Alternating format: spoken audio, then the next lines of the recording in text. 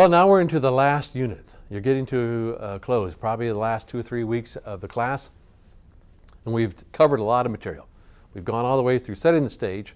We've looked at the Bronze Age, the life of the patriarchs, the Exodus, Moses, and of course the conquest and settlement with Joshua. And then we saw the rise of King David, the fall during the Solomonic period, and then the people taken into exile into Babylon. This now brings us into the New Testament backgrounds, unit chapter 4. I don't deal too much with the intertestament period, but there's some good reading within your text, so make sure you look at it because this really kind of sets the stage for the Gospels and coming of Jesus. Everything that you studied before in the previous 3 units set the stage for Jesus. I want you to look very carefully. Matthew says very clearly that Jesus goes just as it was written. The Old Testament is mandatory to understand so that when you get to the New Testament, you understand the movements of Jesus, what he's trying to communicate, and why he goes where he does.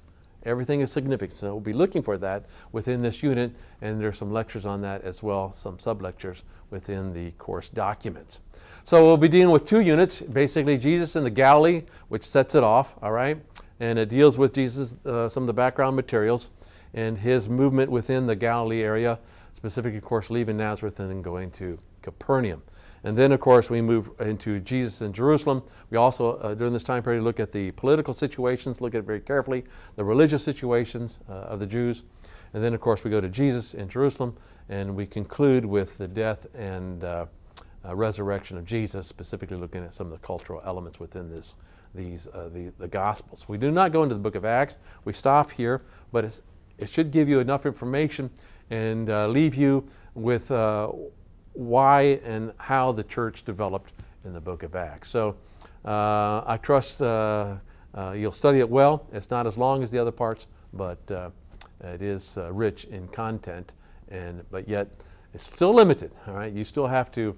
It just kind of whets your appetite for what more there is to understand and comprehend. And believe me, as I've been at it for over 30 years, it's a lifelong study. So trust you enjoy this unit 4.